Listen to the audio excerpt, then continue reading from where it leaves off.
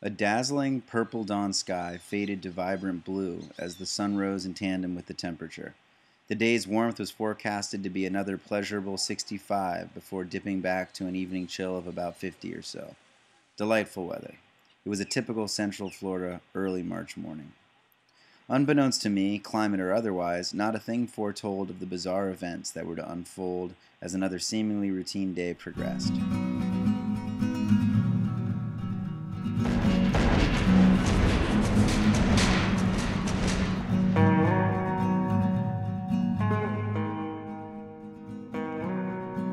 After my usual breakfast of bacon and eggs, I took Lacey, our inquisitive, white, fluffy, mini poodle Pomeranian mixture, affectionately known as Pomapoo, to the local dog park for a romp.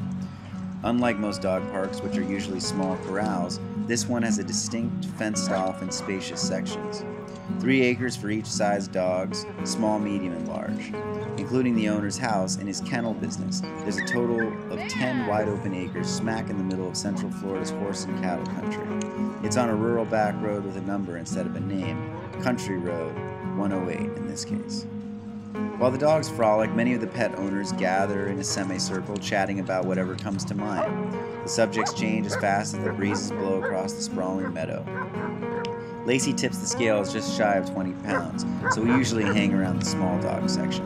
Sometimes I'll take her in to mix it up with the big boys to help toughen her up. She usually holds her own. Sometimes she gets roughed up a little, but she learns fast.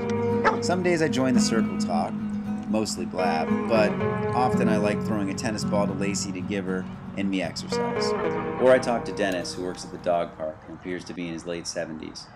I enjoy talking with him because he's a Central Florida native, born and raised in the area, not a transplant from up north or a snowbird. His face holds deep lines from a lifetime of absorbing Florida's intense tropical sun and heat, and he takes his time when he speaks. He had a short shift that day, and he invited me to his home with his wife, Armida, for a cup of coffee and some toast. He took me downstairs to show me his workroom and his old tools. He was pretty proud of him. As I looked around, my eyes scanned the walls, covering different posters and paintings, things he had downstairs. And then, just above the basket of worn-out dog toys sitting in the corner, I looked up and noticed an old newspaper clipping tacked to the wall. 2 members of Bremer kidnap gang shot to death in Ocklawaha battle. A faded wanted poster of the infamous outlaw family matriarch, Ma Kate Barker, sat on the wall. Her real name was Arizona Donnie Clark, affectionately called Ari by family and close friends. Historic photos showed an old 2-story Florida-style house on a picturesque lake, along with a full-color contemporary shot of the property as it appears today. One picture caption read, "Outlaws, Ma Barker and her son Fred die after a record-long 4-hour gun battle with federal agents. 2,000 bullet rounds were exchanged before the bank robbers were gunned down in their rented Ocklawaha hideout tucked away on scenic Lake Weir." What especially caught my eye next was in the first paragraph of the story. Lake Weir, just 8 miles from Fruitland Park. Dennis, is this real? Is this the house where Ma Barker was killed only 8 miles from here? He nodded his head without looking at me. He said, "As a matter of fact, the property's for sale. Has been for over 2 years now." He paused for a moment, reflecting on the past. Back in the 70s, I remember there was a talk of the owners bringing a psychic into the house, holding a seance or something or other. "Why?" I asked. "I guess they thought the place was haunted." You know, it's a well-known fact that she, the psychic that is, contacted Fred Barker and asked him to leave the house and stop bothering the people who stay there, and he agreed. I guess he finally went off to rest in peace, but people say that Ma is still there and that the house is haunted by her. I guess maybe that's why the place still hasn't been sold. With my jaw open, I stared at Dennis in disbelief. No further words were needed. I thanked Dennis and Armida for the coffee and headed out to my car, dialing my wife Betty from my cell phone. "Hey, do you want to go on an adventure?" "Maybe," she said. "Where to?"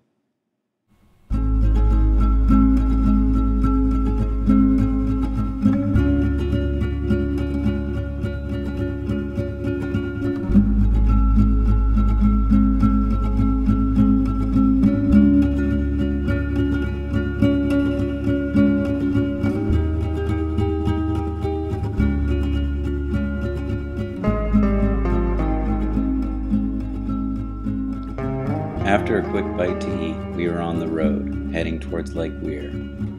This part of Central Florida is very lush, green.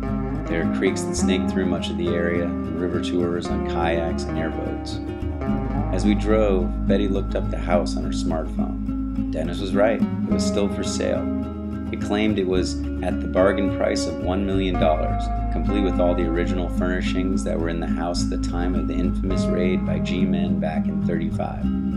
In this part of rural Florida, $1 million buys a mansion. However, from the appearance of the house in that current for sale color photo, the place we were headed to wasn't palatial by any stretch of the imagination. It looked tired and average in size, like the typical old lake house it probably was.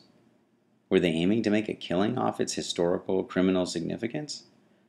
The village of Ocklawaha looked as if maybe 30 or 40 years ago it had made a failed attempt at becoming a quaint resort destination with the crystal waters of circular Lake Weir as its core attraction.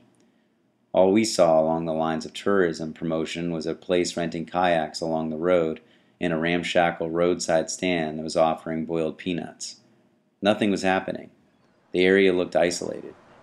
A good choice for a hideout, though, even today, I thought. Since the Barker place was for sale, we had no trouble, unlike the G-men of 78 years ago, finding it by using our smartphone apps. Betty spotted the house from the picture and pulled up onto the wide grassy shoulder. I got out, camera in hand. I was eager. A metal chest-high cyclone fence surrounded the large plot, roughly 10 acres of land and beach, using the dog park fields as a comparison. Mature oak trees shaded much of the property, with solid limbs extending over the house, littering its rusted metal roof with droppings and debris. Lake Weir was in the background. I began snapping away pictures as I bounded towards the closed gate. No trespassing signs were clearly posted on the enormous oak trees, dripping with Spanish moss. I stepped forward cautiously, and with an eye out for stinging red ants and venomous snakes, I resolved to kneel down in the uncut grass and poke my slender telephoto lens through the chain-link fence, settling for an unappealing long-distance shot under the tree cover of the old hideout in the distance. I yearned to get closer, to touch it, feel it, smell it, and experience its aura. I wanted more of Ma. I couldn't resist. I took Betty's hand and helped her climb over the gate. We looked at each other and headed towards the old, weather-beaten front stairs leading into a screened porch. It looked as if it had stood in a time warp for 78 years, bullet scars and all. Immediately, I recognized the wooden steps from the picture we saw at Dennis's, where the G-men had laid out the Barkers' World War I platoon-sized arsenal of machine guns, pistols, rifles, shotguns, and ammo seized after the raid. Our feet touched the arsenal photo opportunity spot, and we walked up the steps. I gave a knock at the front door. No one was there. I turned the knob, and the door opened. Before we realized it, we were inside. We were there, in Ma's 1935 hideout. It looked as if nothing had changed since 1935. The dressers, the pictures on the mantel, the lamps, the bullet scars in the wall, jagged holes in the headboard where rounds had blasted through. We began to walk through the space, taking in the different rooms. Betty noticed an open photo album which contained black and white photos from the era. As we flipped through the old black and white pictures, we came across Ma's dead body, sprawled out on the floor in an enormous pool of blood. More pictures. Her son, dead beside her. The album seemed to go through the history of the house, first as the home to Ma Barker and her son, and then everything it became after that. I decided to walk upstairs. I wanted to go further.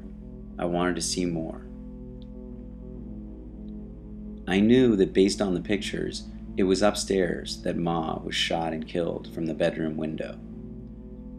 I walked down the narrow hallway, past a bathroom, and there it was, her bedroom. I stepped in and began to walk towards the window, but then I looked down to the floor and saw the darkness. The floor was still stained, presumably with her blood. At that moment, I had an eerie sensation, like I was standing on someone's grave. Quickly, I backed off from the wooden floor where Ma's body had dropped 78 years ago, riddled with bullet holes from the G-Men's Tommy gun. And yet, I wasn't afraid. It was as if I was sensing someone's presence, but I wasn't afraid. I had wanted more of Ma, and I had got it. I felt her. Ma was here.